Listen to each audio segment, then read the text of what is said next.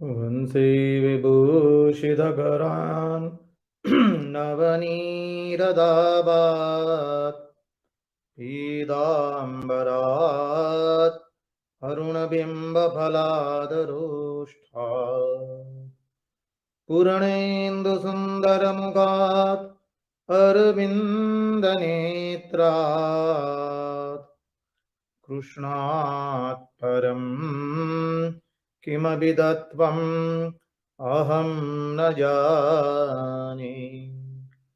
कृष्णात् परं किमपि तत्त्वम् अहं न जाने।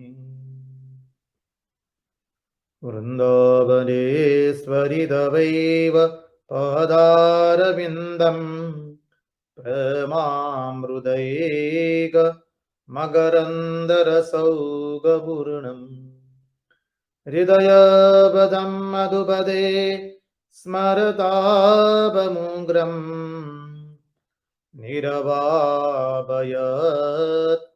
परमशीतलमाश्रयामि। निरवापयत् परमशीतलमाश्रयामि। स्वस्ति श्रीगणेशाय नमः।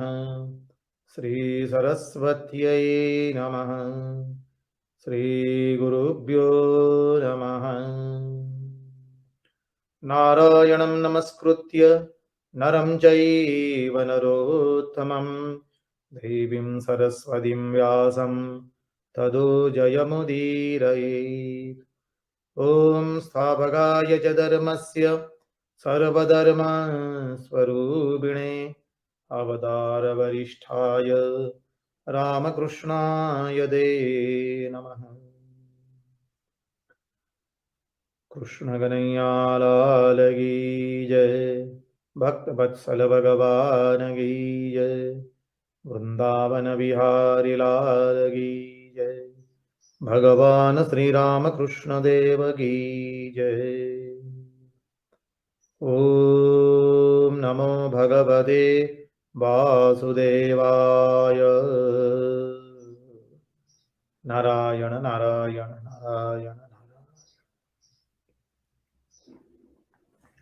आइए तो हम श्रीमद् भागवत के सत्संग में अवगाहन करें।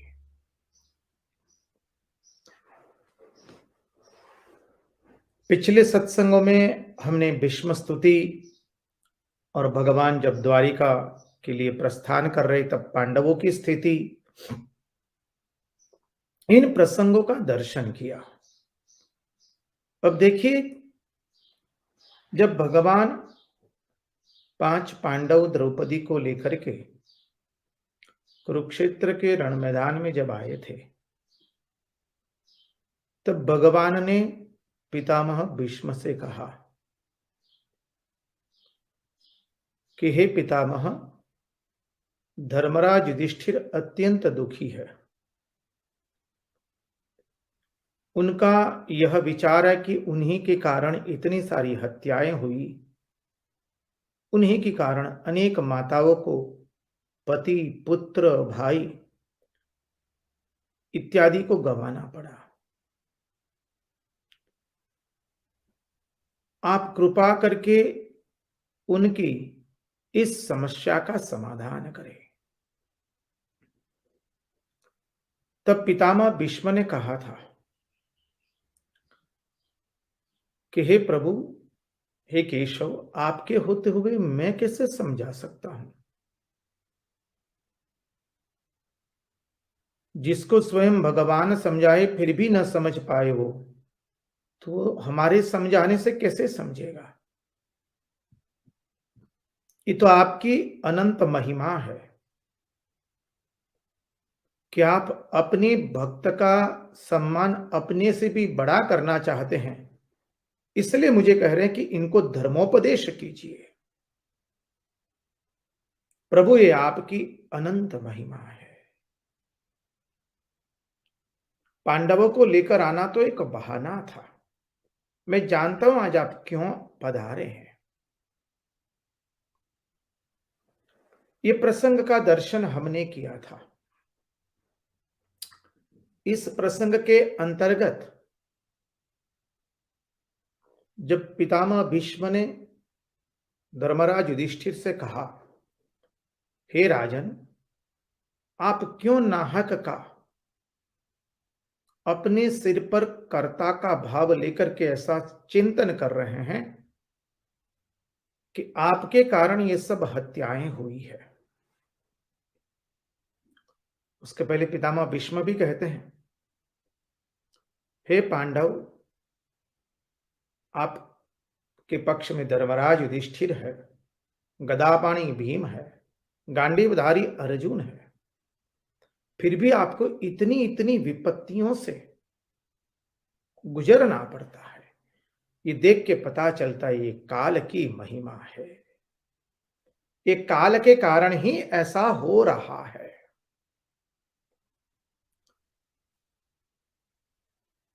अब देखिए, पितामह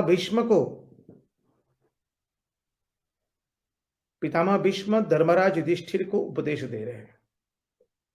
क्या कह रहे हैं? हे राजन,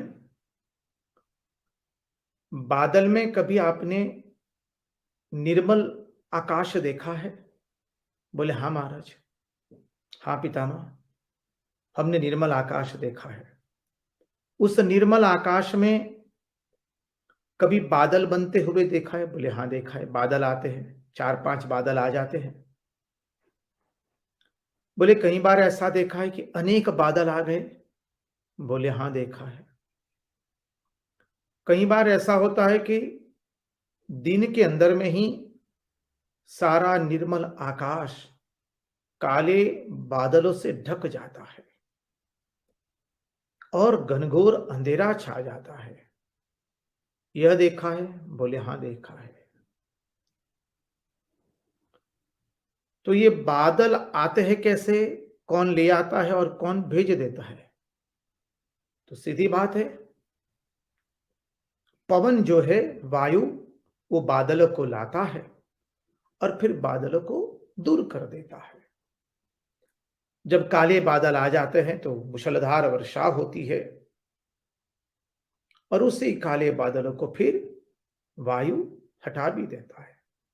वायु ही लाता है और वायु ही उसे दूर कर देता है। हे धर्मराज युधिष्ठिर, उसी तरह से इस संसार के अंदर में दो मनुष्य को एक दूसरे से मिलवाने वाले भगवान वो अपने कर्मों के कारण मिलते हैं और अपने कर्मों से वो बिछड़ते हैं। तुम नाहक अपने ऊपर उसका कर्तापना का भाव लेकर के ऐसा मत सोचो कि तुम्हारे कारण इतनी इतनी हत्याएं हुई है। धर्मराज युधिष्ठिर को पितामह समझाते हुए कहते हैं, देखो, जिस वंश में अपनी भाभी के साथ इतना दुर्व्यवहार किया गया हो, उस वंश के दुर्योधन, कर्ण, दुशासन इत्यादि की तो हत्या होनी ही चाहिए। यदि उनकी हत्या नहीं होती तो क्या कोई नारी सुरक्षित बच पाती? थोड़ा चिंतन करो। यदि दुर्योधन, कर्ण, दुशासन इत्यादि की हत्या नहीं करवाई जाती, यदि नहीं मारे जाते युद्ध भूमि में, तो क्या समाज में कोई नारी सुरक्षित रह पाती? जिस भरी सभा में भाभी समान मां को लाया गया है और इतना अपमान करवाया गया, उस सभा में जो भी उपस्थित थे उन सबको भुगतना पड़ा है। मैं इसी के कारण आज बाणसैया का दुख भुगत रहा हूं। उस सभा में मैं उपस्थित था।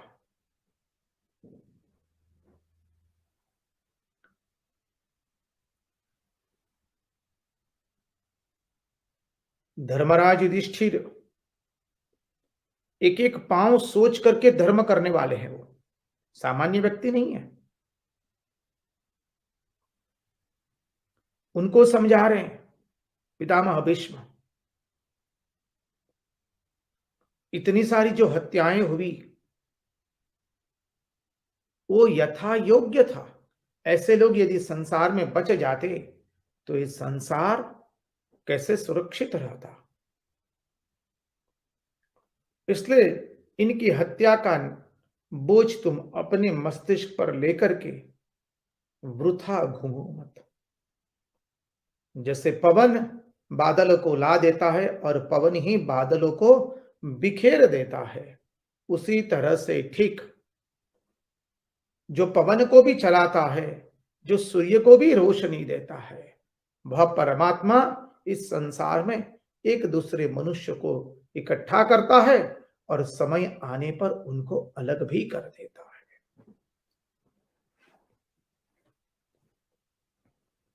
देखिए धर्मराज युधिष्ठिर कितने धर्मवीर है।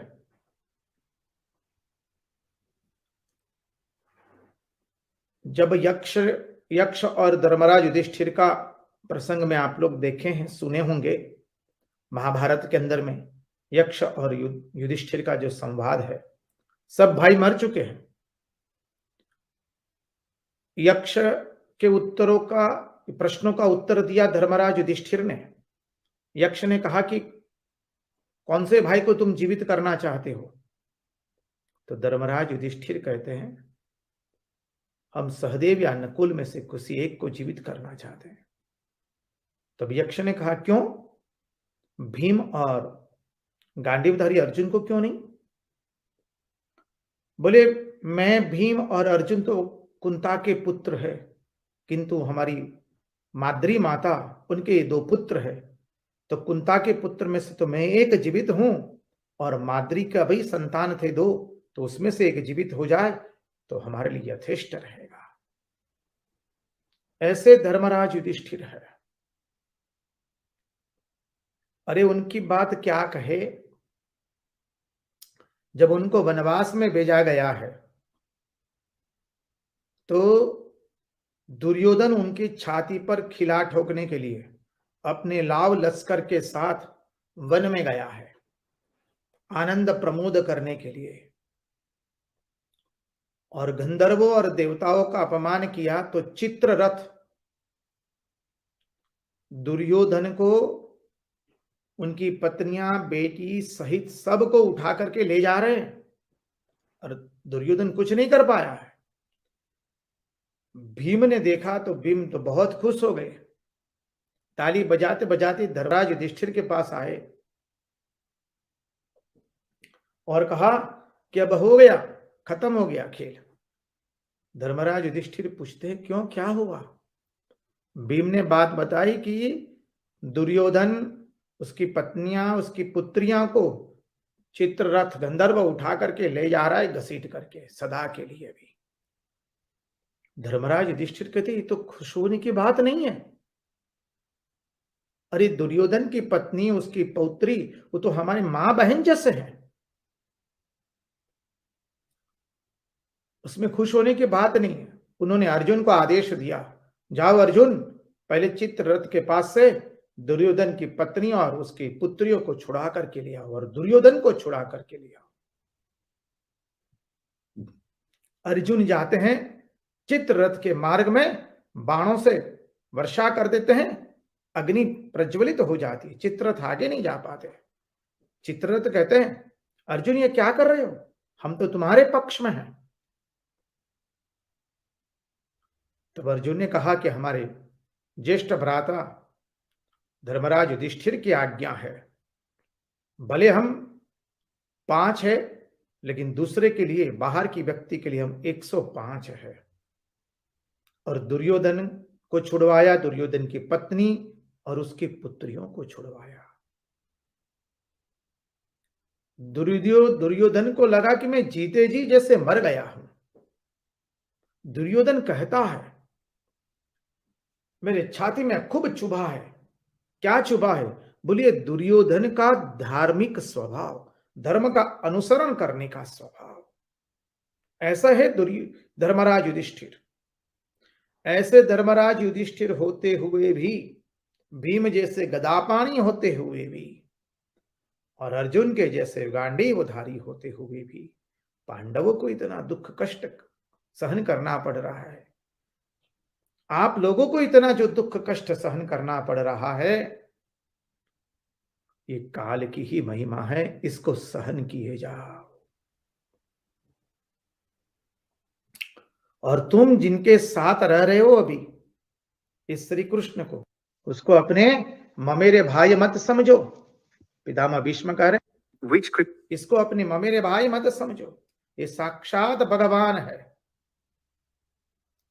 इन्होंने ही अपने संकल्प से माया का आश्रय लेकर के, माया को शक्ति बना करके इस संसार की उत्पत्ति की है।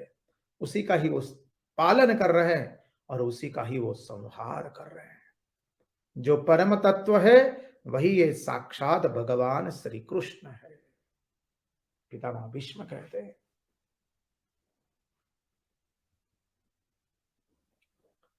देखिए भीष्म जी, हम जानते हैं पितामह भीष्म अष्ट वसु में से एक वसु है, परम ज्ञानी है, परंतु जब मृत्यु आई है तब उन्होंने भक्ति का ही आश्रय ले लिया है। उनकी जो भक्ति हो ज्ञान मिश्रा भक्ति है, अपनी मृत्यु को सुधार रहे हैं। मनुष्य का जीवन उसने कैसे व्यतीत किया वो देखना हो तो उसकी मृत्यु को ही देखनी पड़ती है। पितामह भीष्म ने इच्छा मृत्यु का वरदान प्राप्त किया है अपने पिता के पास से, और धर्म का अनुसरण करने वाले हैं, ब्रह्मचर्य का पालन किया है,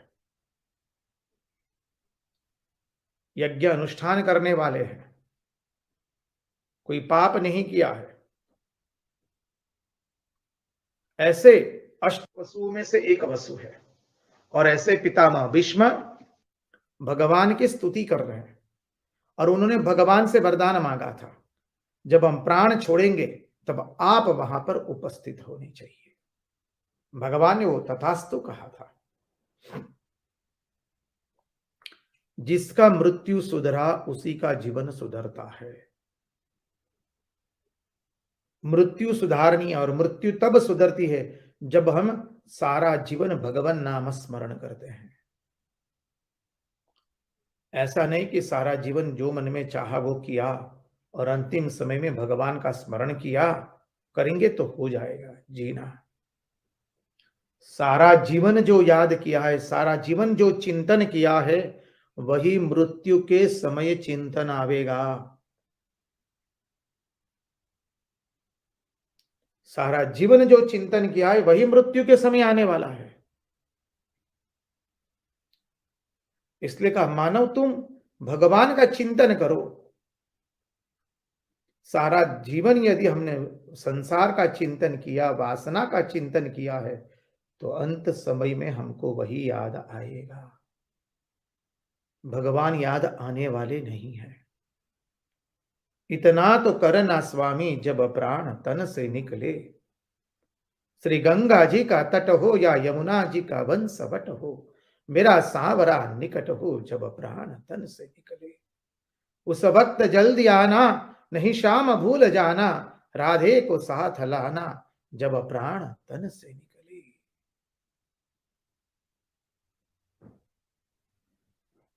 रंगदूत महाराज लिखते हैं, चिता भड़ भड़ बड़े जा रे, विलोकू ज्योति तुझ त्यारे, डरू ना कोई दिन काढ़े, विनंती एज हमारी छे। प्रभु हमारी जब चिता भड़ भड़ करके जलेगी तब हम आपके दर्शन करते करते इस चिता को जलाया जाए, हमारी चिता जब जलती हो तब आपकी दर्शन हो प्रभु, यही हमारी इच्छा है, हमें और कोई इच्छा नहीं है। दिगंबर दत्त योगी सा मड़ोना बीजिउर आशा। प्रभु हमारे हृदय में और कोई आशा नहीं है, एक ही आशा है कि हमें प्रभु दर्शन प्राप्त हो। जजु स्मरता तने श्वासा विनंदी हेजमारी छे। आपका स्मरण करते करते हमारे श्वास चले जाए प्रभु, यही हमारी विनती है, यही हमारी प्रार्थना है। देखिए भीष्म, भीष्म का अर्थ क्या है? भयंकर। भयंकर क्या है? सबसे भयंकर हमारा मन है, उसमें अनेकों संकल्प विकल्प उठते रहते हैं। और ये अर्जुन क्या है? जीवात्मा है। तो मन जीवात्मा को मारता है। हम सोचते हैं कि मन हमारा है, हमारे वश में है, लेकिन हमारे वश में मन नहीं है। आप लोगों ने रास्ते पर भी देखा होगा, जो कुत्ता पालकर के ले चलते हैं ना रास्ते पर, आजकल तो बहुत दिखाई देते हैं लोग। कितना आप अंग्रेजी में pet dog, you know Swami ji, there is a belt around the neck of dog and the master is holding the belt and he is walking with the dog and he is thinking that I am the master of the dog. But now see what happens. कुत्ते के गले के अगल मानी गले के वहां पर एक बेल्ट लगाया है, पट्टा लगाया है, और कुत्ते को लेकर व्यक्ति जा रहा है। व्यक्ति सोचता है कि वो कुत्ते का स्वामी है। कुत्ते को कुछ सूंघने की इच्छा हुई रास्ते में तो वो एक कोने में जाएगा, कुत्ते के मालिक को भी उसके पीछे जाना पड़ेगा। कुत्ते को लघुशंका करनी तो और एक कोने में जाएगा, वो जो मालिक है उसको भी भागना पड़ेगा। अरे रामा, उसको गुरु शंका करनी है तो और एक कोने में जाएगा, तो स्वामी को भागना पड़ेगा उसके पीछे, मालिक को। अब बताइए, कुत्ता मालिक है कि या वो व्यक्ति मालिक है कुत्ते का? आप उत्तर देंगे अवश्य महाराज, ये घटना से तो प्रतिफलित हो गया कि वो व्यक्ति मालिक नहीं है कुत्ते का, कुत्ता ही उसका मालिक है। बस हम सब की अवस्था ऐसी है। मन हमारे साथ में है, हमारे पास में, हम समझते हैं कि हम मन के स्वामी हैं। हम मन के स्वामी नहीं है, मन हमारा स्वामी बन गया है।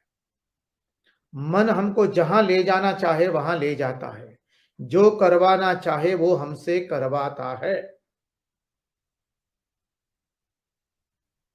और मन हमको मारता है, जबकि हमें मन को मारना है, लेकिन हम सब समय मन से ही घायल होते हैं। मन में अनेकों इच्छाएं उत्पन्न होती है, पवित्र अपवित्र इच्छाएं, और उसके गुलाम बन जाते हैं। और फिर वो इच्छा हम पर हावी होती है और उसने जो चाहा वो कार्य हमसे वो करवा करके रहती है। यह मन की अवस्था है। तो मन जो है वो भीष्म है, जीवात्मा ये अर्जुन है। अर्जुन वो जीवात्मा है और मन जीवात्मा को मारता है।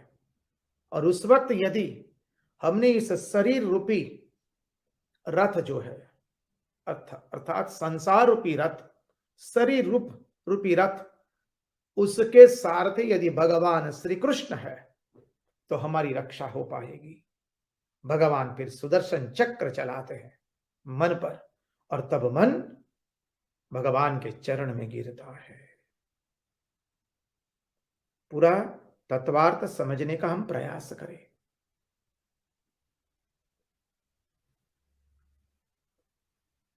इसलिए कहा कि मानव अपने जीवन के रथ के स्वामी भगवान श्री कृष्ण को बनाओ। श्री कृष्ण ही हमारे सारथी होने चाहिए। यदि भगवान सारथी नहीं है तो ये शरीर रूपी रथ, ये जीवन रूपी रथ, वो कहीं खड्डे में गिर जाएगा और फिर भीष्म उसको मारेंगे। लेकिन भगवान होंगे तो भगवान अपने सुदर्शन चक्र का प्रहार करेंगे मन पर और मन उनकी शरण में गिर जाएगा।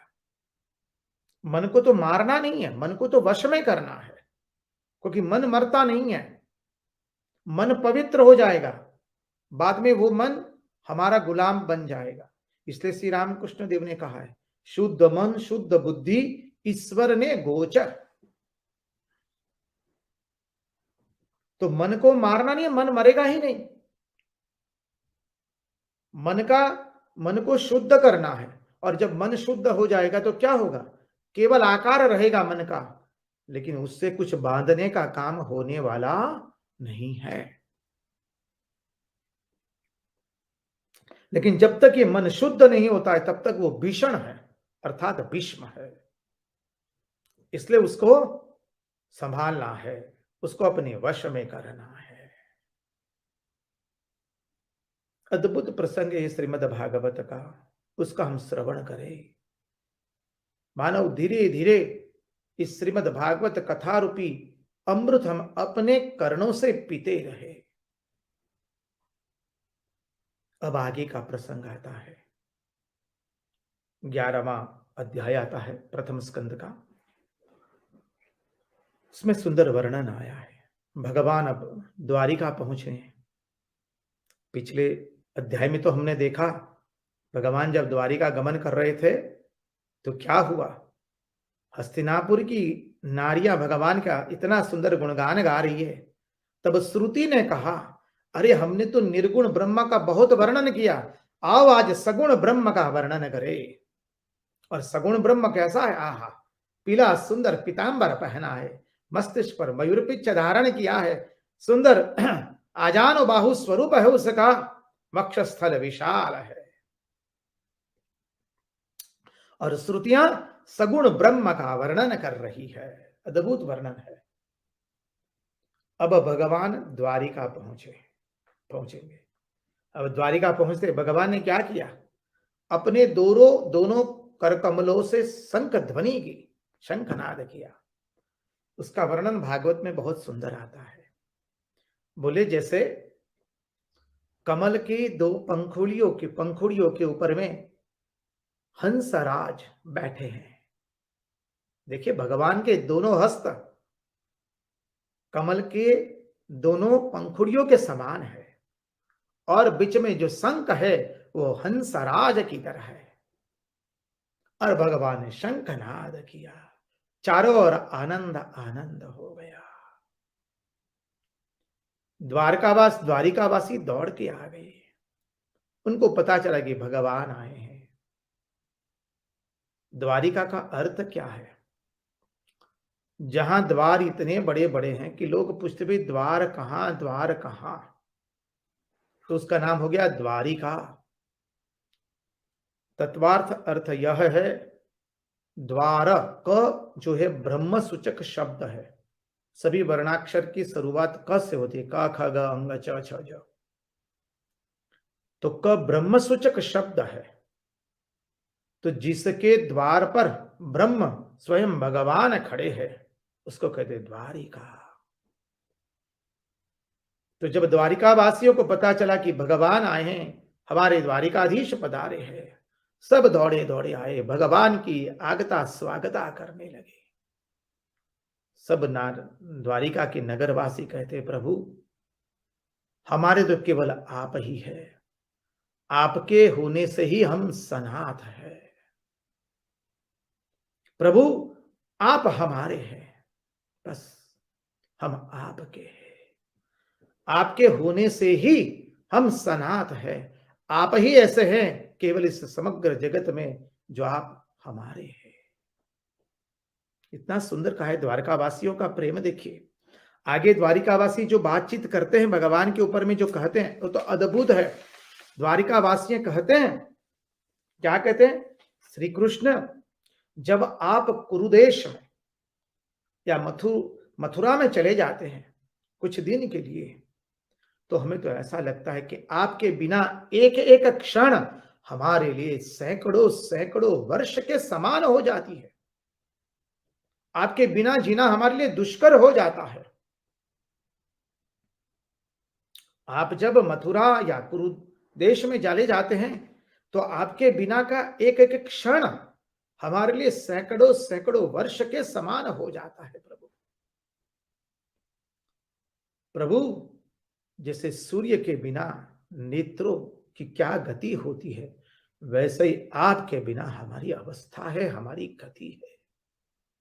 क्या सुंदर प्रेम प्रकट किया है।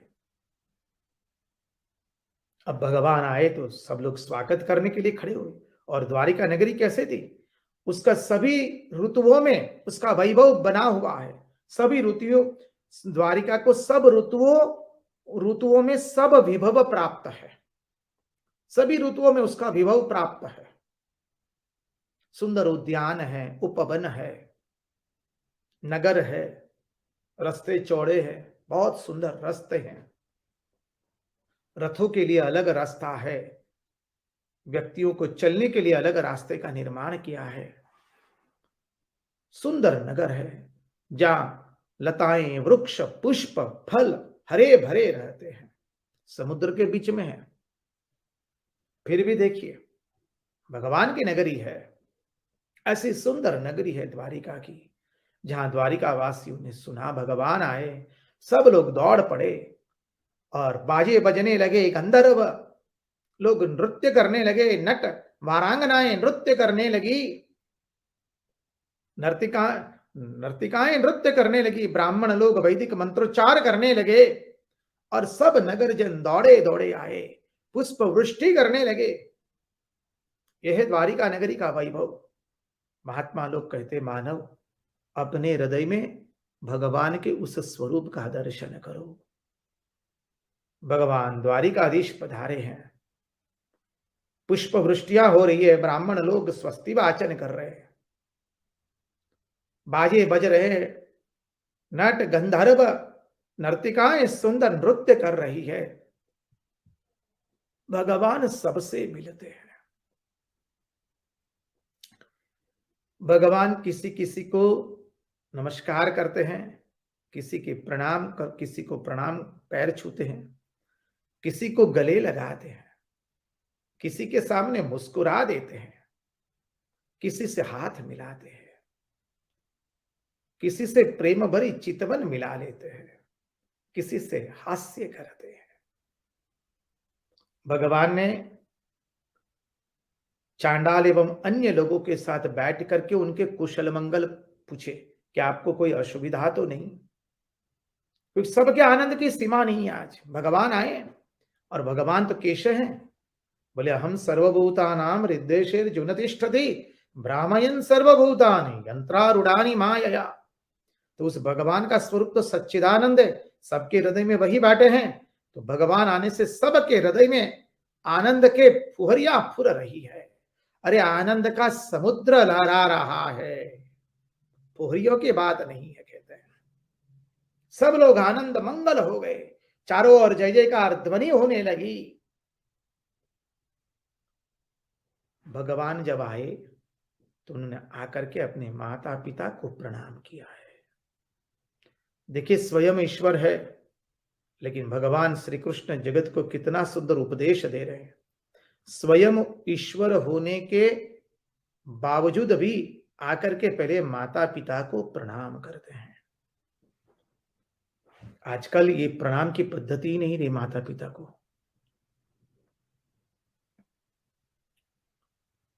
आज तो माता पिता को संतान ब्याह करती है तो माता पिता को वृद्धाश्रम भेज दिए जाते हैं, या माता पिता को साल में 2 साल में कभी एक बार चले गए, जय श्री कृष्ण करके आ गए।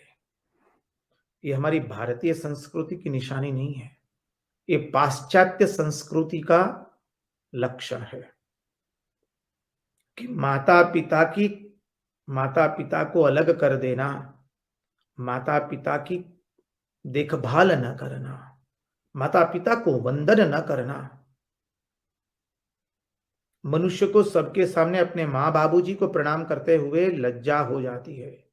अब उस मनुष्य की क्या दुर्दशा होगी, जिस माँ बाबूजी ने जन्म दिया, जिस माँ बाबूजी ने हमारे लिए क्या नहीं दुख सहन किया, उस माँ बाबूजी को अलग करते हुए सेवा न करने का उसका जो अपराध बनता है, कितनी दुर्दशा होगी उस मनुष्य की।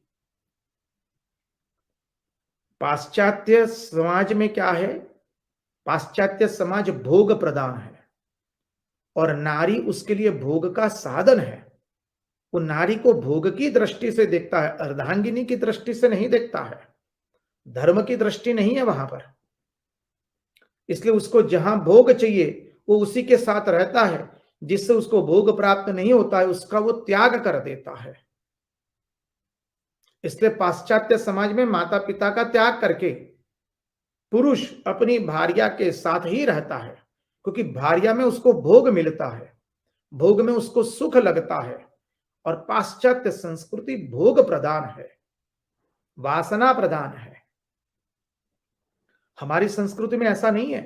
हमारे यहाँ तो सिखाए गए, मातृदेवो भव, पितृदेवो भव, आचार्य देवो भव, अतिथि देवो भव। माता पिता को अपने हमने भगवान के स्वरूप गिना है। हमारी संस्कृति धर्म प्रधान है, भोग प्रधान नहीं है। इसलिए स्वामी विवेकानंद भी समाज व्यवस्था जब समझा रहे अमेरिकन लोगों को, तो कह रहे आपके घर में पत्नी प्रधान है, हमारे यहां पत्नी कभी प्रधान नहीं होती है, हमारे यहां मां प्रधान घर होता है। स्वामी जी समझाते, यदि हम घर बाहर से घर में आते हैं तो पहले मां के पास जाते हैं, मां को वंदन करते हैं, तत्पश्चात मां के साथ हम बैठते हैं, कुशल मंगल पूछने के बाद हम पत्नी के पास जाते हैं, और पत्नी भी बाद में ही आएगी, क्योंकि हमारा धर्म है, हमारी संस्कृति धर्म प्रधान है, भोग प्रधान नहीं है। हम माता पिता को भगवान गिनते हैं, क्योंकि उन्होंने हमें अपने कोख में रखा है, हमें जन्म दिया, हमारे लालन पोषण किया, हमें शिक्षा दी, इसलिए वो हमारे भगवान है, इसलिए उनकी सेवा की जाती है। तो देखिए, भगवान श्री कृष्ण अपने जीवन से बता रहे हैं स्वयं भगवान, लेकिन आते ही पहले माता पिता को वंदन किए हैं। अरे माता के वक्षस्थल से तो दूध की धारा बहना शुरू हो जाती है श्री कृष्ण को देख करके। सामान्य बात नहीं, कितना अद्भुत वर्णन आया है श्रीमद् भागवत में। भगवान प्रणाम करते हैं उनको, सब माता पिता को कुशल मंगल पूछा है, आनंद दिया, भगवान सबको आनंद दे रहे हैं, समस्त द्वारिका वासियों को आनंद दे रहे हैं। अब बाद में भगवान धीरे धीरे अपने अंतःपुर में जाते हैं, तो भगवान की तो 16,108 पटरानियां हैं। भगवान एक साथ 16,108 रूप धारण करते हैं और सबको आनंद प्रदान करते हैं। लेकिन भगवान इतनी पटरानियों के साथ रहते हुए भी भगवान कैसे हैं, उसका वर्णन किया है कि जैसे भीतर का अंतरात्मा जो है वो मन के सामने कितनी भी वृत्तियां कूदती रहती है, लेकिन उसको उसकी कुटस्थता में, उसकी असंगता में, उसकी निहसंगता में कोई फर्क नहीं पड़ता है। जो भीतर का अंतरात्मा है, मन में कितनी भी वृत्तियां उठती रहे, लेकिन वो सदैव निसंग रहता है, असंग रहता है, कुटस्थ रहता है।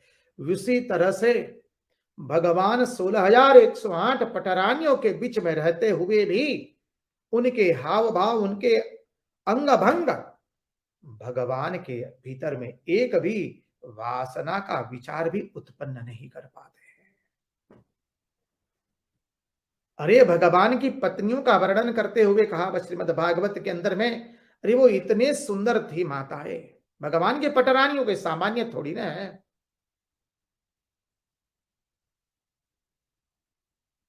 बोले उनका सौंदर्य, उनका हाव भाव इतना मादक था, और वो कितनी भी चेष्टाएं करते हैं भगवान को अपनी ओर आकर्षित करने की, लेकिन भगवान किसी के भी प्रति आकर्षित नहीं होते हैं।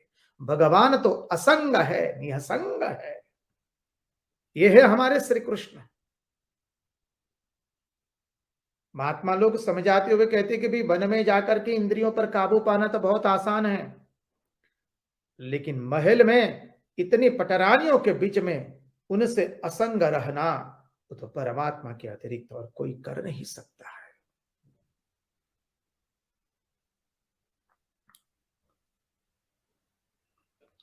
भगवान ऐसे हैं, देखिए, अरे जो भगवान की भजना करता है उसको प्रकृति विचलित नहीं कर सकती है। तो ये तो स्वयं भगवान है और प्रकृति उनकी दासी है, तो वो भगवान को कैसे विचलित कर पाएंगी? अरे कामदेव आए, कामदेव ने भगवान की पटरानियों का सौंदर्य देखा, कामदेव ने वो सौंदर्य देखकर अपना बाण फेंक दिया। कामदेव आए, बोले अच्छा रासलीला के समय तो प्रभु आप बहुत छोटे थे, आपकी आयु 7 वर्ष की थी, अधिक नहीं थी, आप छोटे थे, बालक थे, इसलिए उस वक्त हम आपको परास्त नहीं कर पाए, लेकिन इस वक्त तो आप युवान हैं, इतनी पटरानियों के मध्य में है, इस बार तो हम परास्त करके रहेंगे।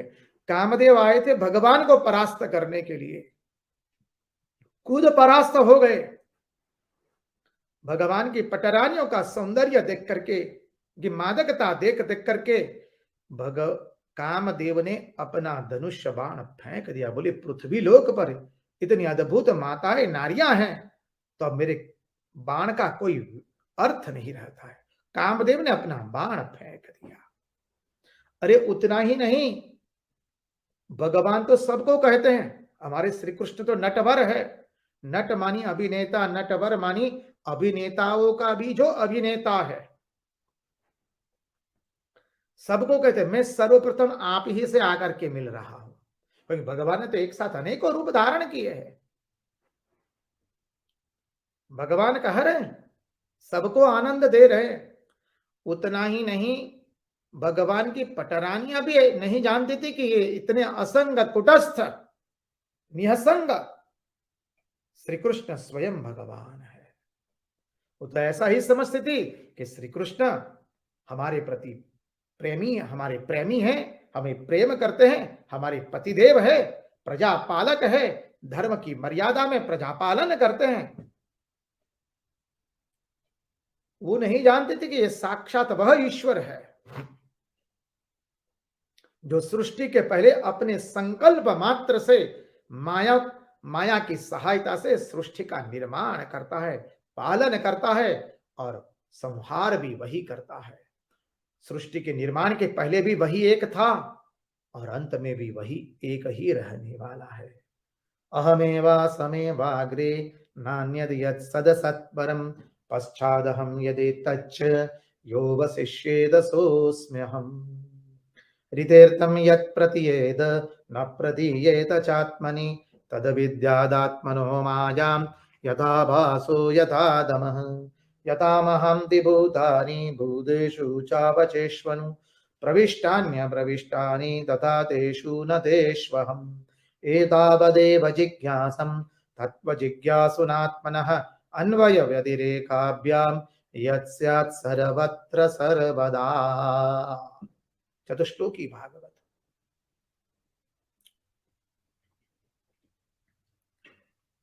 तो ये भगवान का अनुपम सौंदर्य, भगवान असंग है, कुटस्थ है, निसंग है, इतनी सारी पटरानियां हैं भगवान की, उनका सौंदर्य अनुपम है, उनकी मादकता अनुपम है। वो सोचती है कि भगवान हमसे प्रेम करते हैं, लेकिन भगवान किसी से प्रेम नहीं करते हैं। भगवान तो कुटस्थ है, असंग है, निसंग है। ऐसे है हमारे परमात्मा श्री कृष्ण। इसलिए कहा एते चांस कलाहा पुंस कृष्णस्तु भगवान स्वयं इंद्रारी व्याकुलम लोकम मृडयन्ति युगे युगे। इसलिए भागवत में श्लोक आता है, यस्येन्द्रियम विमथितुम कुहकैर्नैः शेकुः। कितना सुंदर कहा है। वो कितनी भी छेड़छाड़ करें, कितने भी हाव भाव दिखाए, कितने भी अंग भ्रंग दिखाए, कितने भी खिंचाताने की कोशिश करे, लेकिन श्री कृष्ण के मन में कभी किसी प्रकार के विकार का उदय नहीं हुआ है। ये हमारे भगवान श्री कृष्ण पूर्ण पुरुषोत्तम। अरे महात्माओं ने तो कह दिया, मूढ़ है दुनियादारी के लोग जो ऐसा सोचते कि इतनी सारी नारियों के बीच में रह करके उनमें क्या विकार नहीं आएगा, ऐसा हो सकता है?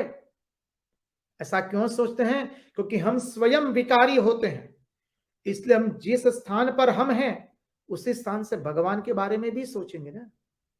To know the divinity we must be divine, Swami ji कहते हैं। पहले स्वामी विवेकानंद कहते हैं, दिव्यता को जानने के लिए स्वयं पहले हमें दिव्य बनना पड़ेगा। जब हम विकारों के बीच में हैं, विकारों से प्रतिपल हम घायल हो रहे हैं, तो हम भगवान के बारे में भी ऐसे ही विकारी अवस्था का चिंतन करेंगे ना। इसलिए कहा कि पहले अपनी आत्मा को जानो, तत्पश्चात भगवान के बारे में हम जान पाएंगे। पहले अपने आत्मा को समझो, तभी हम श्री कृष्ण के बारे में समझ पाएंगे। To know the divinity we must be divine, और वही श्री कृष्ण का जो आत्मा का स्वरूप है, वही श्री कृष्ण का स्वरूप है। अद्भुत तत्वार्थ है। अब आगे के अध्याय में प्रवेश करते हैं, 12वां अध्याय, जहां पर परीक्षित राजा के जन्म का प्रसंग वर्णन किया गया है।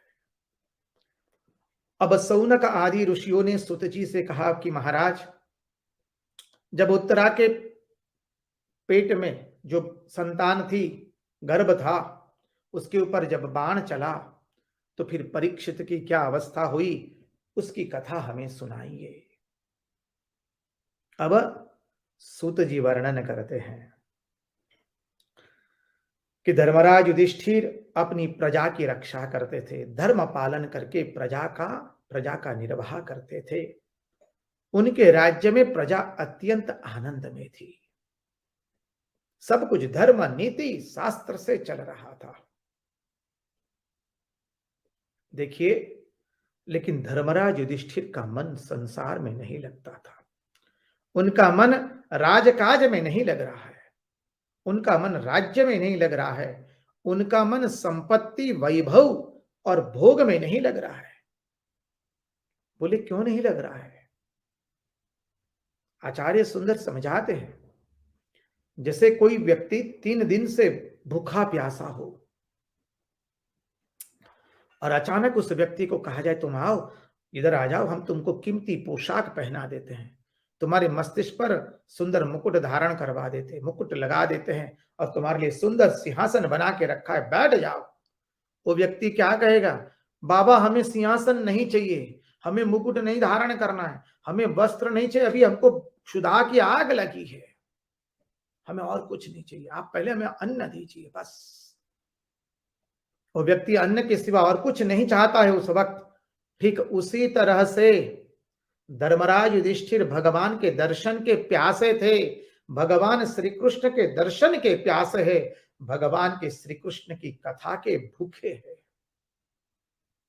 इसलिए उनको ये राज वैभव, सत्ता, सामर्थ्य तनिक भी आनंद नहीं दे रहा है। उनको तो एकमात्र श्री कृष्ण दर्शन की भूख है, प्यास है, श्री कृष्ण कथा की भूख लगी है। सदैव वो भगवान की कथा सुनते रहते हैं। सुखावसाने इदमेव सारम, दुखावसाने इदमेव ज्ञेयम, देहावसाने इदमेव जाप्यम, गोविंद दामोदर माधवेति।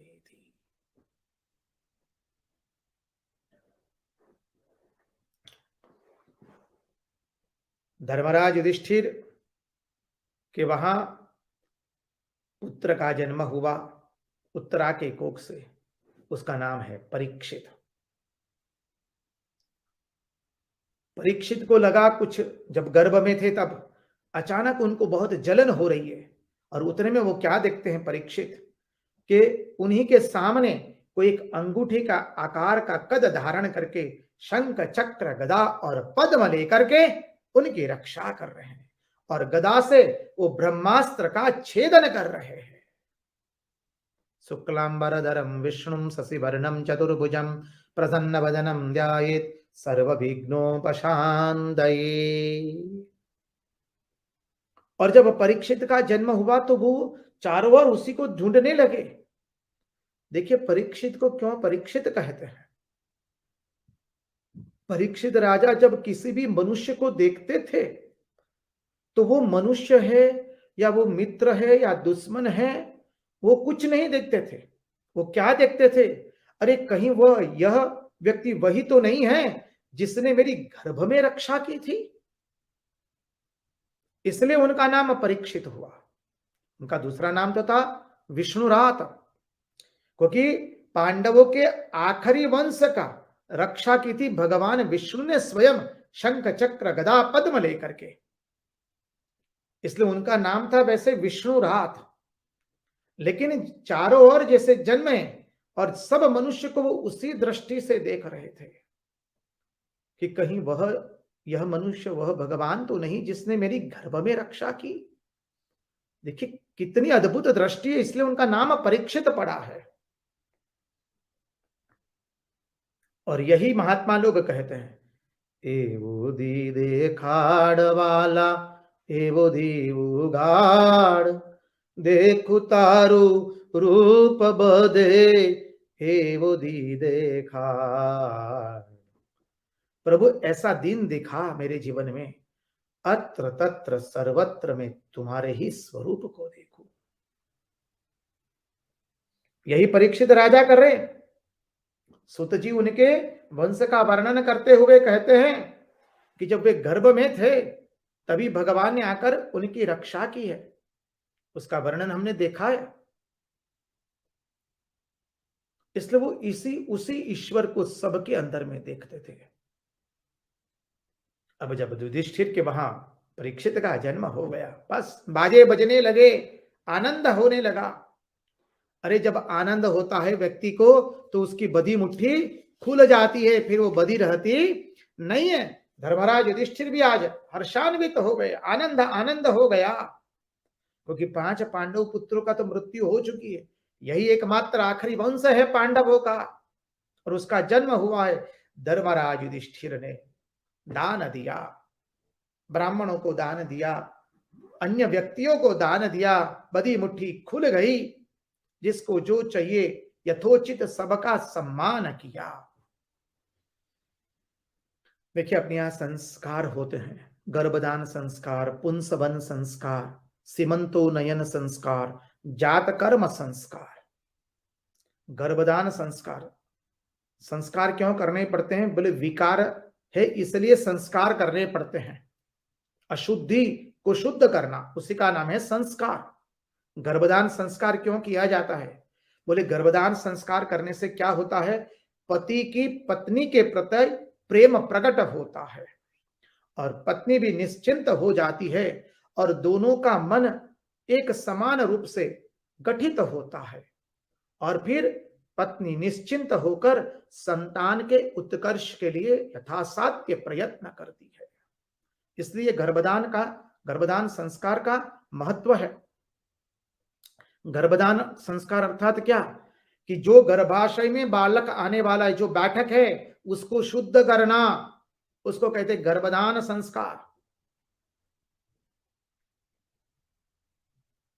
थोड़ा चिंतन करे कि जहां पर वो बालक का जन्म होने वाला है उस बैठक को पवित्र करना पड़ेगा, शुद्ध करना पड़ेगा। इसलिए गर्भदान संस्कार। पुंसवन संस्कार से क्या होता है? तेजवान वीर्यवान बालक का जन्म होता है। पुंसवान संस्कार, उससे बोले वीर पुरुष पैदा होते हैं, बलवान, दृढ़ आशिष्ट बलिष्ठ दृढ़िष्ठ संतान पैदा होती है। सीमंतोन्नयन संस्कार से क्या होता है? पुरुष मांग भरता है अपनी भार्या की मांग भरता है। पुरुष अपने प्रेम को प्रकट करता है अपनी भार्या के प्रति, भार्या भी निश्चिंत हो जाती है उसके प्रेम से और दोनों मिल करके बच्चा जो आया है उसके पालन पोषण में लगते हैं। इसलिए सीमंतोन्नयन संस्कार का लक्षण है ये। जात कर्मादि संस्कार किए जाते हैं, क्योंकि माता के गर्भ में से पैदा हुए हम भाई, संस्कार तो करने पड़ेंगे। माता का रज लगा है, पिता का वीर्य लगा है, समझिए। जब बालक पैदा होता है तो संस्कार करने पड़ते, अशुद्धियां दूर करनी पड़ती है। माता के गर्भ की, पिता के वीर्य की अशुद्धि दूर करके हमारे संस्कार किए जाते हैं। इसलिए जात कर्मादि संस्कार है अपने यहां। तो ये सब संस्कार किए गए परीक्षित राजा के, और ब्राह्मणों को बुलाया गया। भाई आप मंगल गान कर रहे, स्वस्ति वाचन कर रहे हैं, ज्योतिषाचार्य लोग आए। धर्मराज युधिष्ठिर पूछ रहे हैं कि ये बालक हमारे कुल के मुताबिक होगा कि नहीं, हमारे कुल का नाम रोशन करेगा कि नहीं, वो कुल के पूर्वजों की तरह श्रेष्ठ बनेगा कि नहीं, वो बताइए। तब ब्राह्मण कहते हैं, राजन, ये आपका पुत्र बड़ा भाग्यवान है, इक्ष्वाकु राजा के समान प्रजापालक होगा। कहा इंद्र के समान बलशाली होगा, धर्म की मर्यादा में प्रजापालन करेगा। उतना ही नहीं, वो चक्रवर्ती सम्राट बनेगा। उसके बहुत सुंदर लक्षण होंगे। जो जो एक एक लक्षण एक एक व्यक्ति में प्राप्त होते, वो सभी लक्षण इस परीक्षित के अंदर में प्राप्त होंगे।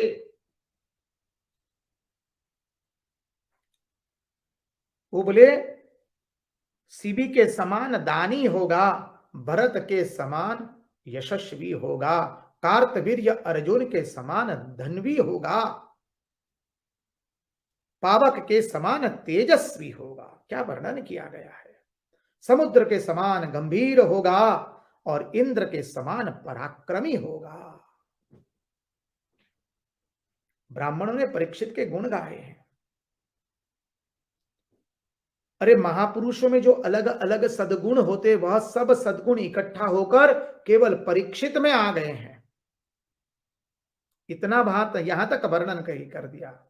इनका वंश भी चलेगा, जन्मे जय नाम उनके पुत्र आदि होंगे, और ये कलयुग को भी अपने वश में करेगा भगवान। यहां तक कह दिया ब्राह्मणों ने, वो कलयुग को भी अपने काबू में करेंगे, वश में करेंगे, और अपने राज्य में उसका प्रभाव व्याप्त नहीं होने देगा। इतना सुंदर वर्णन किया। लेकिन राजन, उसकी मृत्यु जो है युवावस्था में होगी, सर्पदंश से मृत्यु होगी, ऋषि के शाप से मृत्यु होगी उसकी। जब धर्मराज युधिष्ठिर ने सुना कि उनके पुत्र की मृत्यु सर्पदंश से हो गई, धर्मराज युधिष्ठिर चिंतातुर हो गए अत्यंत। ब्राह्मणों ने पूछा कि महाराज क्यों चिंतातुर हुए। अरे जो आया है जगत में उसको तो जाना है। धर्मराज युधिष्ठिर कह रहे, महाराज मैं उसके लिए चिंतित बिल्कुल नहीं हूं। अरे यह धर्मराज जिन्होंने महाभारत में यक्ष को कहा, अन्यहानि भूतानि गच्छन्ति यम मंदिरम स्थिरत्वा मिच्छन्ति किमाश्चर्य मतः परम। प्रत्येक पल प्रत्येक क्षण मनुष्य मृत्यु के मुख में अग्रसर हो रहा है, फिर भी मनुष्य ऐसा इस तरह से व्यवहार करता है कि जैसे वो अनेक दिन रहने वाले, अनेक काल तक रहने वाले हैं। यही सबसे बड़ा आश्चर्य है जगत का। अब वह धर्मराज क्या परीक्षित की अल्पायु में मृत्यु को समाचार सुनकर के वो व्यथित होंगे? बिल्कुल नहीं। तो बोले क्यों व्यथित हुए, क्यों दुखित हो गए? बोले उनकी सर्पदंश से मृत्यु होगी, यह सुनकर के वो व्यथित हो गए। बोले सर्पदंश से मृत्यु होगी तो मानी अकालांत मृत्यु होगी। बोले अकालांत मृत्यु होगी तो उनकी सदगति नहीं होगी। धर्मराज युधिष्ठिर की दृष्टि कहां है, उसके पर हम थोड़ा ध्यान दें। धर्मराज युधिष्ठिर ब्राह्मणों को कहते हो सर्पदंश से मरेगा तो उसकी सदगति नहीं होगी। तब ब्राह्मणों ने आश्वस्त करते हुए कहा हे धर्मराज युधिष्ठिर, आप निश्चिंत रहिए। भले उनकी मृत्यु ऋषि के शाप से होगी, लेकिन उनकी सदगति होगी। और उतना ही नहीं, स्वयं महात्मा लोग आकर के उनको भगवान की कथा सुनाएंगे। श्रीमद् भागवत कथा का उन्हीं से शुरुआत होगी। महान महात्मा जो साक्षात भगवान के अवतार है, भगवत स्वरूप है, ऐसे व्यक्ति उनको गंगा जी के किनारे भगवान की कथा सुनाएंगे और वो कथा सुनते सुनते जीवन मुक्त हो जाएंगे। जीवन मुक्ति सुख प्राप्ति हेतवे जन्मधारितम आत्मना नित्य मुक्ते न तो संसार काम्यया। और गंगा जी के किनारे जिसकी मृत्यु होती है, भगवत कथा सुनते सुनते उसकी कभी दुर्गति होती है क्या? हे राजन, आपका पुत्र तो इतना महान है,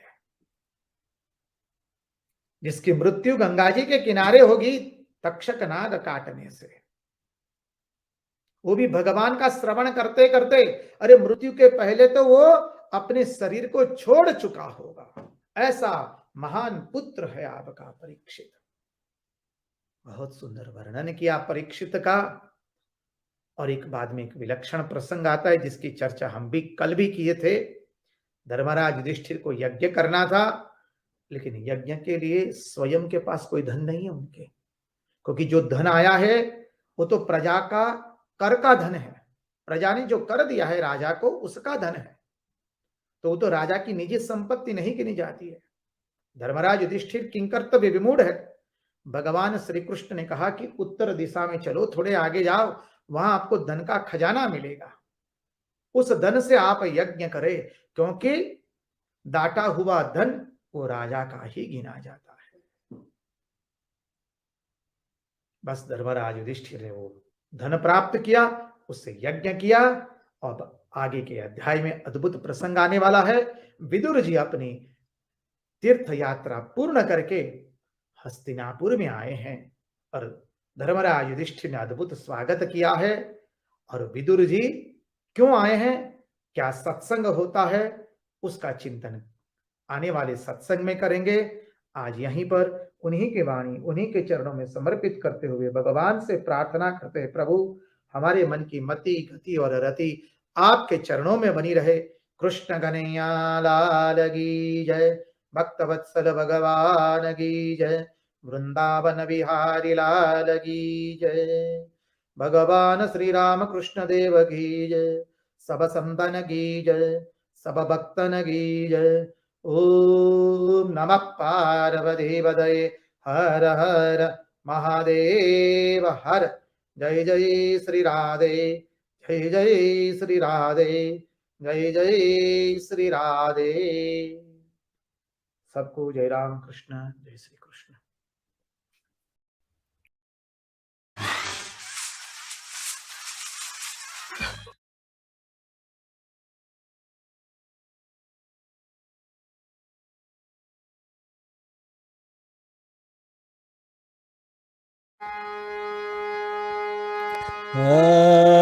चंडाला प्रतिहतरयो यस्य प्रेम प्रवाहो लोकातीतो प्यहनजहो लोककल्याणि मार्ग त्रैलोक्येऽप्य प्रतिमा महिमा जानकी प्राण बंधु त्रैलोक्येऽप्य प्रतिमा महिमा जानकी प्राण बंधु भक्त्या ज्ञान मृतवरवपु सीताया ह्यो हिरम भक्त्या ज्ञान वृतवर वपु सीताया ही राम। सबसे पहले भगवान श्री रामकृष्ण देव, माँ शारदा देवी, स्वामी विवेकानंद एवं भगवान श्री रामचंद्र के चरणों में प्रणाम निवेदन करता हूँ। यहाँ के बड़े महाराज परम पूजनीय श्रीमद स्वामी निखिलेश्वर जी महाराज, यहाँ के सन्यासी ब्रह्मचारी और आप सभी के चरणों में प्रणाम निवेदन करता हूँ, क्योंकि आपके सभी के हृदय में भगवान श्री रामचंद्र उमा जानकी विराजमान है। हम सब मिलकर राम संकीर्तन करेंगे। राम सिया राम, जय जय राम। राम सिया राम, जय जय राम राम।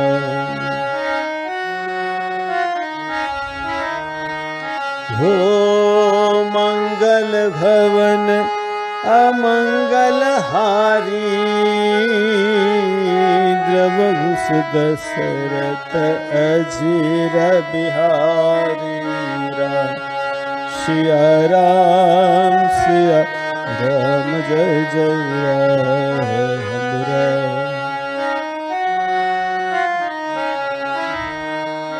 हो जनक सुता जग जननी जानकी,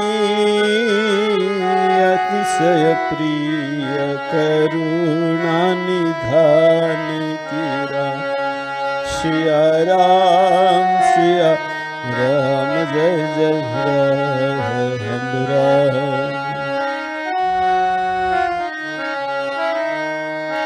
हो ताके जुगपद कमल मनावो,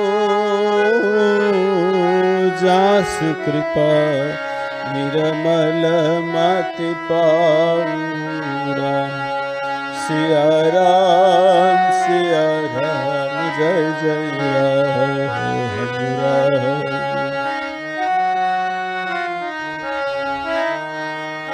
हो रघुकुल रीति सदा चली आई, प्राण जाए पर बचन न जाई। सिया राम, जय राम राम।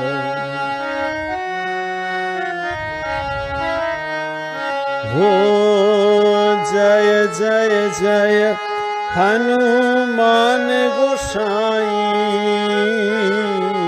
कृपा कर गुरुदेव की नाई। सिया राम, जय जय राम राम।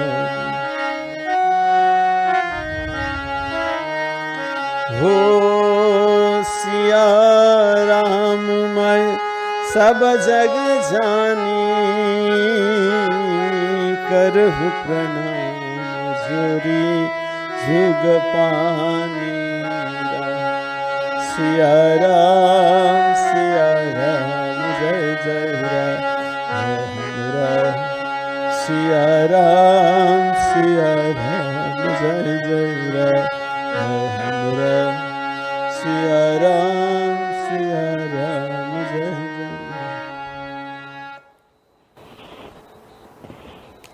हम चर्चा कर रहे थे कि भगवान श्री राम विश्वामित्र मुनि के साथ गौतम मुनि के आश्रम में पधारे।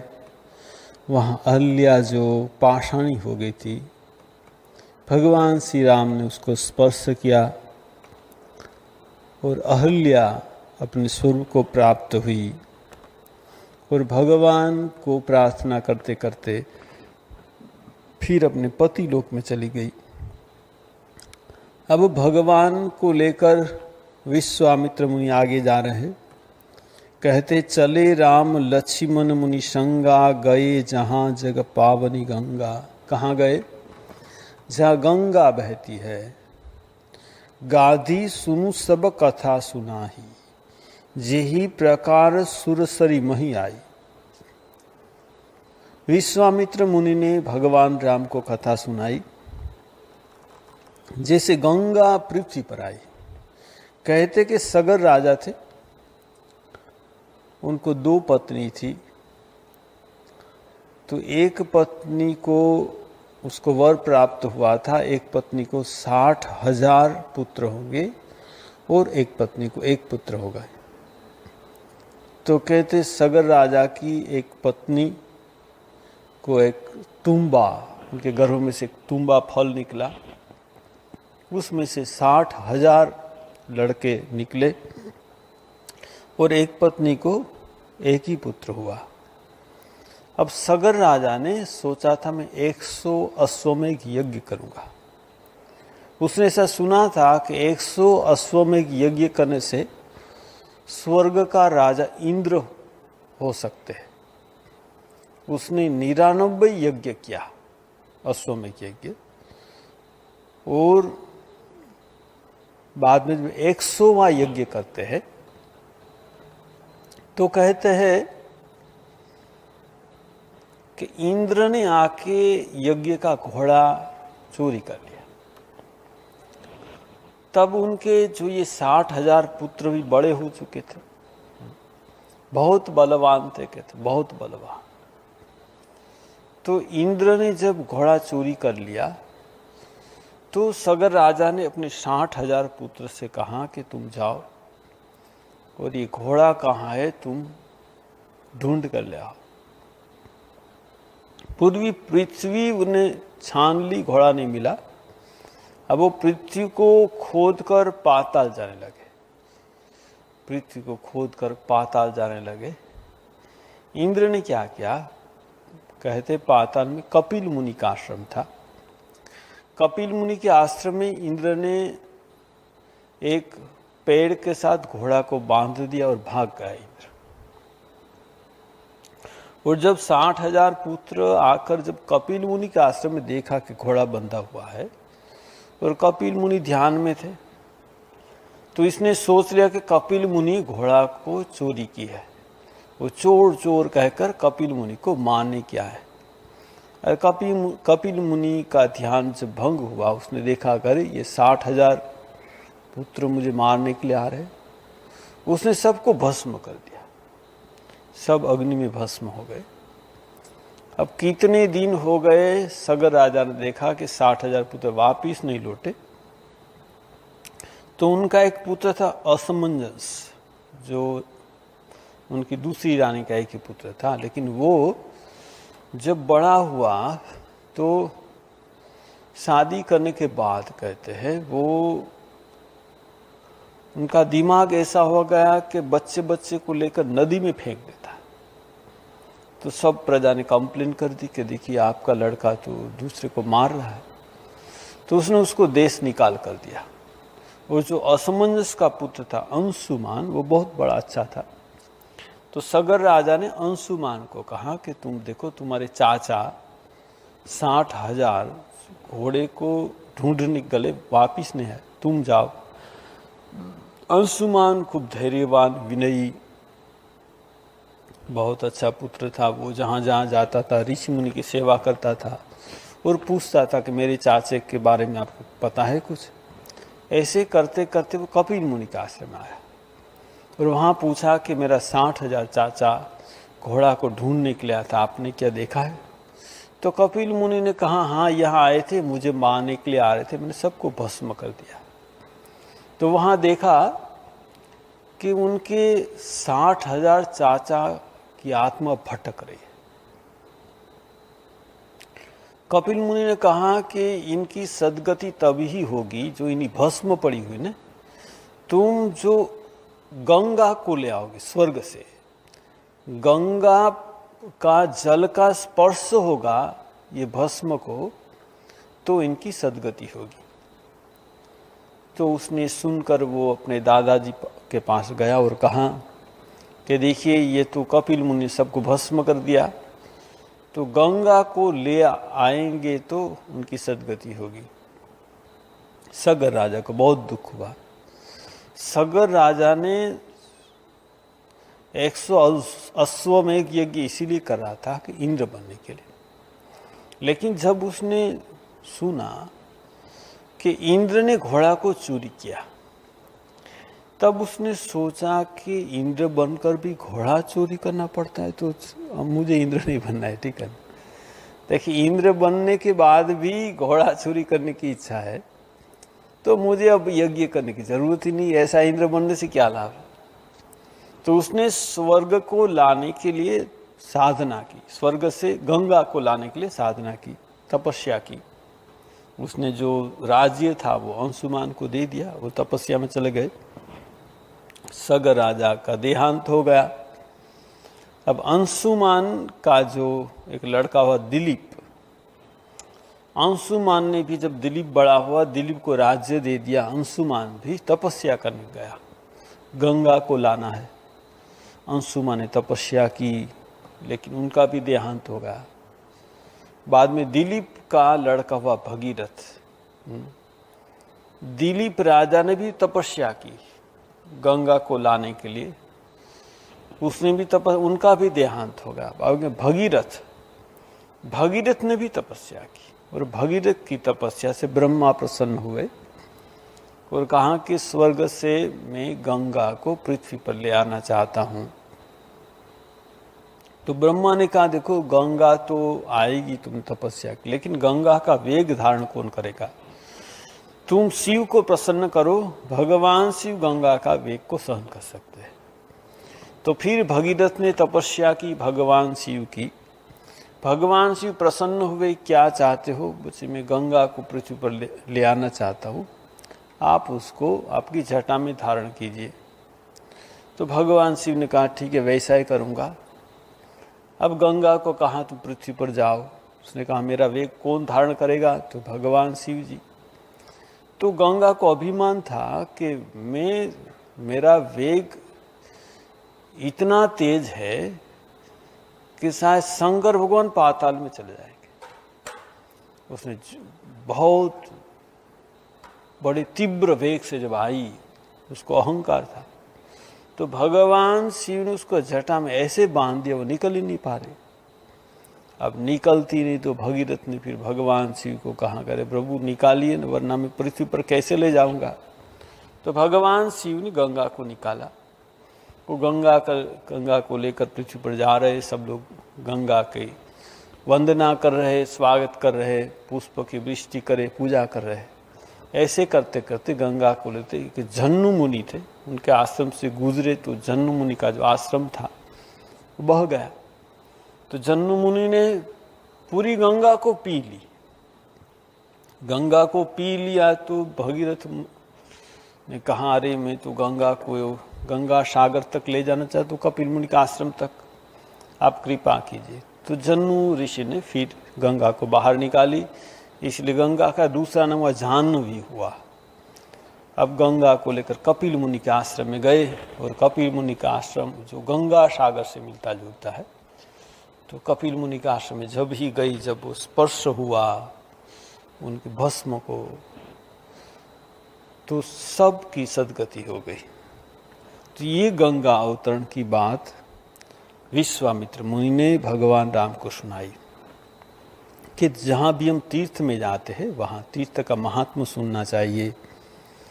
तो जा रहे तो ये पहुँचे, जनकपुरी में पहुँचे। जनकपुरी में कैसा है? यहाँ कहते बहुत सुंदर नगर है। यहाँ कहते हैं, मंगलमय मंदिर सब केरे, विचित्र तन रतिनाथ चितेरे। सुंदर घर सब मंदिर जैसा है। और यहाँ के पुरुष नारी कैसे है? यहाँ तुलसीदास जी लिखते, पुरनर नारी सुभग सुचि संता, धर्मशील ज्ञानी गुणवंता। देखिए, जनकपुरी में जितने सब लोग हैं, वो कहते सुभग सुचि संता, सब संत है, धर्मशील है, ज्ञानी है, गुणवंता है सब। ये हम रामचरितमानस में 3 नगरी की बात कर आएगी, अयोध्या, ये जनकपुरी और लंका। लेकिन सब संत सिर्फ जनकपुरी में है, अयोध्या में सब संत नहीं है, वहाँ मंथरा है। और लंका में तो एक ही संत है, विभीषण। देखिए, विभीषण संत है, भगवान का नाम रात दिन राम राम राम राम राम करता है। हनुमान जी जब लंका में आए तो कहते भोर हो गई सीता को ढूंढते ढूंढते, और यहाँ देखा कि राम राम ती सुमिरन किन्ना। विभीषण जब जागा ना तो पहले भगवान का नाम करता है। देखिए, जो संत होते भक्त होते हैं वो उठने के बाद ही भगवान का नाम करते हैं। कोई कोई ऐसा है सुबह में उठकर बेड टी पीते। बेड टी का मतलब क्या मालूम है? बेड में बैठे बैठे चाय पीना है, ठीक है, मुंह भी नहीं धुना है, बेड टी, ठीक है ना। लेकिन यहाँ क्या है, विभीषण भगवान का नाम करा है। देखिए, लंका में भगवान का नाम सुनकर हनुमान जी को लगाकर लंका निशिचर निकर निवासा, यहाँ कहाँ सज्जन कर वासा। यह सब राक्षस लोग रहती हैं, कैसे सज्जन? ऐसे आदमी जो राम का नाम कराए। देखिए, हनुमान जी विभीषण से मिले, लंका में भगवान नाम कर, लंका में भगवान का नाम करा। देखिए, लंका नगरी भोग नगरी, ये हम भी जो इस युग में जीते हैं ना, ये संसार भोग नगरी। जो भगवान का नाम करेंगे मन से, प्राण से, अंतर से, क्या होगा मालूम है? हमको कोई भगवान मिलने, कैसे मिलेंगे भगवान, उसका उपाय कोई आके बता देगा। यहाँ लंका में सोचिए, विभीषण भगवान का नाम कर, हनुमान जी आ गए, हनुमान जी से मिलन हुआ। और हनुमान जी से मिलन हुआ ना, तब विभीषण क्या कहते, अब मोहि भा भरोसा हनुमंता, बिनु हरि कृपा मिल ही नहीं संता। देखिए, मुझे भरोसा होगा, क्योंकि भगवान के कृपा के सिवा संत का मिलन नहीं होता। ये जो संत का मिलन हुआ, विभीषण कहता है, विभीषण क्या कहता है, हनुमान जी को कहते कि देखिए, सुनहु पवन सुत रहनी हमारी, जिमी दसन मीन जीव बिचारी। ये जो 32 दांत के बीच में जैसे जीभ रहती है, यहाँ सब राक्षस है दांत जैसे, और मैं जीभ जैसा नरम हूँ। और दांत के बीच में जब जीभ आ जाती है ना, तो जीभ को कितना कष्ट होता है। मैं जीभ जैसा हूँ। हनुमान जी प्रसन्न हो गए, ओ जीभ जैसे हो, बहुत अच्छे हो। क्यों? फिर दांत गिर जाएंगे, जीभ को कुछ नहीं होगा। देखिए, जब बूढ़े होते हैं ना, क्या होता है, दांत गिरता है, जीभ को कुछ होता है? कुछ नहीं होता। ये राक्षस मर जाएंगे। और जीभ राम रस चाखे, जीभ से भगवान का नाम होता है। तो देखिए, यहाँ संत है विभीषण लंका में, और ये जनकपुरी में कहते कि सब संते पुर नर नारी सुभग सुचि संता, धर्मशील ज्ञानी गुणवंता, अति अनुपम जनक निवासु, विथक विबुध विलोक विलासु। बहुत बढ़िया जनक राजा घर है। और यहाँ कहते हैं भगवान राम लक्ष्मण को लेकर विश्वामित्र कहाँ ठहरे? एक आम का बगीचा था। देखी अनूप एक अवराई, सब सुपास भांति सुहाई, कौशिक कहु मोर मनु माना, यहाँ रहु रघुवीर सुजान। आम का बगीचा था। विश्वामित्र ने कहा हम यहाँ रहेंगे, भले ही नाथ कही कृपा निकेता, उतरे तहन मुनिवृंद समेता। ठीक है, ऐसे करके वहाँ रहे। अब क्या हुआ, भगवान राम लक्ष्मण ने कहा आप पेड़ के नीचे बैठी, हम थोड़ा बगीचा देखने के लिए जा रहे हैं। वो दोनों बगीचा देखने गए। यहाँ जनक राजा को पता चला कि विश्वामित्र मुनि पधारे हैं। विश्वामित्र महामुनि आए, समाचार मिथिलापति पाए। जब उसको समाचार मिला तो वो सब समाज के साथ मिलने के लिए आ गए। जनक राजा किसके साथ आए? यहाँ लिखते हैं संग सचिव सूची भूरी, संग सचिव सूची भूरी, भट भूसुर बर गुर ज्ञाति। संग सचिव सूची भूरी, भट भूसुर बर गुरु ज्ञाति। चले मिलन मुनि नायकी, मुदित राहु ई भांति। अपने सचिव को, अपने जो मंत्री थे, अपने गुरु, सबको लेकर आए। किन्न प्रणाम चरण धरी माथा। विश्वामित्र के चरण में प्रणाम किया। दीन्य आशीष मुदित मुनि नाथा। विश्वामित्र ने आशीर्वाद किया। विप्र वृंद सब सादर वंदे, जानी भाग्य बड़ राव आनंदे। सबको लगा बहुत बड़ा भाग्य, संत बता रहे। कुशल प्रश्न कही बार ही बारा, विश्वामित्र निप ही बैठा रहा। वो तो पेड़ के नीचे बैठे थे, राजा को कहा आप भी बैठिए, उसको बिठाया। और जब वो लोग बात कर रहे थे, ते ही अवसर आए दू भाई, गए रहे देखन फुलवाई। वो बैठ के बात कर रहे थे विश्वामित्र मुनि के साथ, जनक राजा, उनके मंत्री, उनके गुरु सब। तब भगवान राम लक्ष्मण दोनों बगीचा देखने गए थे, वो आए। यहाँ कहते हैं श्याम गौर मुद्र मृदु वयस किशोरा, लोचन सुखद विश्व चित चोरा। भगवान राम श्याम वर्ण है, लक्ष्मण गौर वर्ण है, और कहते विश्व का चित्त चुरा लेते वो। उठे सकल जब रघुपति आए। आप सोचिए, ये तो छोटे हैं सबसे, राम लक्ष्मण दोनों, लेकिन जब आए ना, उनको देखकर सब खड़े हो गए। राजा खड़े हो गए, उनके मंत्री गुरु सब खड़े हो गए। उठे सकल जब रघुपति आए, विश्वामित्र निकट बैठा रहे। विश्वामित्र ने उसको बुलाकर अपने पास बिठाया, राम लक्ष्मण को। यहाँ कहते भय सब सुखी देखी दो भ्राता। भगवान राम लक्ष्मण को देखकर सबको बहुत सुख हुआ, बहुत आनंद हुआ। और कहते बारी बिलोचन पुलकित गाता। भगवान को देखकर आनंद के अश्रु की धार बहने लगी सबके आंखों से। पुलकित गाता, शरीर में पुलक होने लगा, आनंद होने लगा।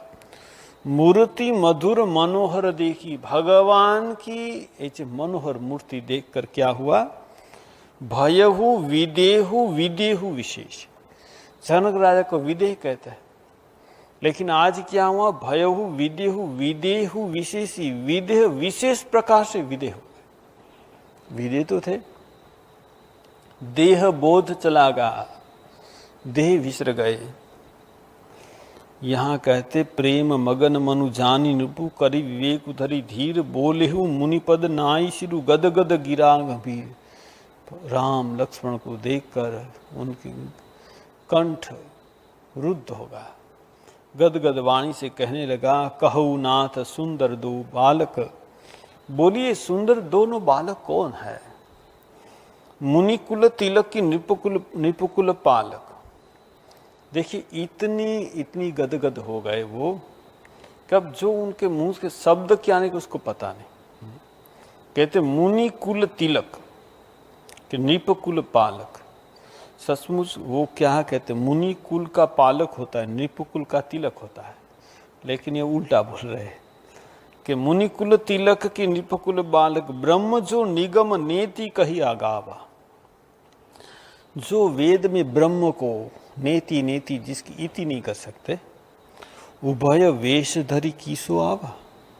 ये कि स्वयं ब्रह्म भगवान क्या वेश धारण करके आए। सहज विराग रूप मनु मोरा, थकित होत जिमि चंद चकोरा। यहाँ कहते हैं जनक राजा कि मेरा जो मन है ना, सहज विराग रूप। ये पृथ्वी, ये जगत की कोई वस्तु, कोई व्यक्ति मुझे आकर्षित नहीं कर सकता। लेकिन आज क्या हो रहा है? यहाँ कह रहे हैं कि इनहि विलोकित अति अनुरागा, बरबस ब्रह्म सुख मन त्यागा। इनको देखकर मेरा मन हर समय, मेरा चित्त ब्रह्मानंद में मग्न रहता है। लेकिन इनको देखकर क्या हो रहा है? इतना अनुराग होता है, इतना आकर्षण हो रहा है कि मेरा मन ब्रह्म सुख को बरबस जबरदस्ती से त्याग रहा है। इन्हीं विलोकित अति अनुरागा, बरबस ब्रह्म सुख ही मन त्यागा। मन ब्रह्म सुख को छोड़कर इनको देखने के लालायित हो रहा है। आप बताइए ये कौन है? कह मुनि बिहसी कहे निपनी का, बचन तुम्हारा न हो अलिका। तुम ठीक ही बता रहे हो। ये प्रिय सब ही जहां लगी प्राणी। ये जो है ना राम, जितने जगत में प्राणी है सबके प्रिय। अब ज्यादा बोलने जा रहे थे, भगवान राम ने हंस दिया, इशारा कर दिया, ज्यादा मत बोलिए, ठीक है ना। मन मुस्काही राम सुनी बानी, जब उसने देखा भगवान इशारा करे तो बोलने लगे विश्वामित्र मुनि, रघुकुल मणि दशरथ के जाए, ये दशरथ के पुत्र है। मम हित लागी नरेश पठाए, मेरे हित के लिए, मेरी यज्ञ की रक्षा के लिए उसने मुझे मेरे पास भेजा है और उसने मेरी यज्ञ की रक्षा की है। राम लखन दो बंधुवर रूप शील बल धाम, मख राखे सबु राखी जगु जीते असुर संग्राम, असुर को मारकर उसने मेरी यज्ञ की रक्षा की है। मुनि तव चरण देखी कहराऊ, कही न सकौ निज पुण्य प्रभाऊ, सुंदर श्याम गौर दो भ्राता, आनंद हो के आनंद आता।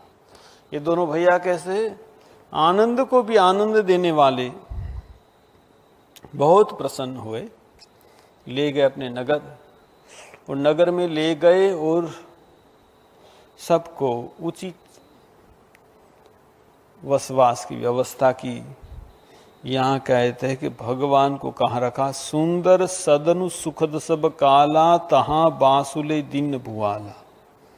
सुंदर सदन सुखद सब काल, सब काल में, गर्मी में, ठंडी में, वर्षा में, जो घर सुखद रहेगा ऐसे घर में वास दिया। जैसे हम बोलते हैं ना अभी एयर कंडीशन होता है, वैसी कुछ व्यवस्था होगी। यहाँ कहते कि तहाँ वासुले दिन भुआला, दोनों को वास करने के दिया। अब यहाँ कहते करी पूजा सब विधि से वो काही, गए हु राहु गृह विदा कराई, घर देकर वो चले गए। अब यहाँ के ऋषय संग रघुवंश मणि, करी भोजन विश्राम, बैठे प्रभु भाता सहित दिवस रहा भरी जामू। भोजन किया, विश्राम किया।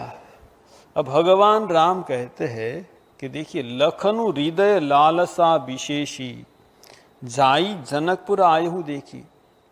भगवान राम विश्वामित्र मुनि को कहते हैं कि जो ये लक्ष्मण है ना, उसके हृदय में एक लालसा है, क्या, जनकपुर देखने की। लेकिन प्रभु भय बहुरी मन ही सकु चाही, प्रगट न कई मन ही मुस्काही। वो आपको बता नहीं पा रहा है, उसको थोड़ा डर लग रहा है। तो मैं आपको बता रहा हूं कि लक्ष्मण को जनकपुर देखने की इच्छा है। देखिए, लक्ष्मण के मन में इच्छा हुई, भगवान राम जान गए। लक्ष्मण क्या है, जीवाचार्य है। लक्ष्मण के मन में ये वासना क्यों हुई जनकपुर देखने के लिए, क्यों हुई? यहाँ कहते कि लक्ष्मण चाहते कि सबको भगवान का दर्शन हो, जनकपुरी के लोग। देखिए, ये माँ सीता की कृपा है, माँ जान की कृपा है। यहाँ क्या होता है, भगवान को ढूंढने के लिए कोई नहीं जाता। यहाँ किसी को तीर्थ जाने की इच्छा नहीं, भगवान स्वयं जनकपुर में आते, बिना बुलाए आ रहे भगवान, ठीक है। और सिर्फ आए नहीं, अब वो गली गली घर घर जाएंगे भगवान राम। देखिए, घर बैठे बैठे भगवान का दर्शन, ये माँ जानकी की कृपा है। जो माँ जानकी के मिथिला नगर में जन्म हुए, भगवान स्वयं आकर दर्शन दे रहे हैं। यहाँ कहते कि जैसे ऐसे कहाँ कि मैं दिखा के ले आऊं, तो यहाँ कहते हैं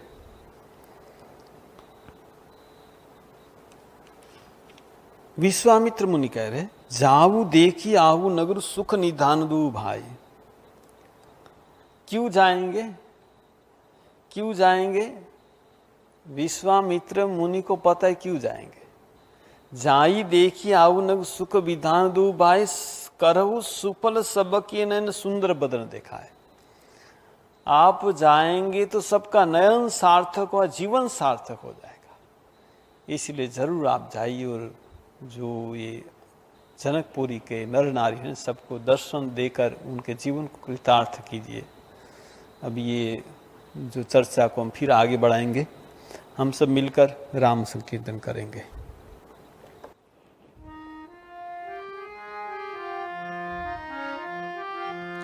हरे राम राम राम सीताराम राम राम, हरे राम राम राम सीता सीताराम राम राम। हरे राम राम राम सीताराम राम राम। हरे राम राम राम सीताराम राम राम। हरे राम राम राम सीताराम राम राम। हरे राम राम राम सीताराम राम राम। हरे राम राम राम सीताराम राम राम।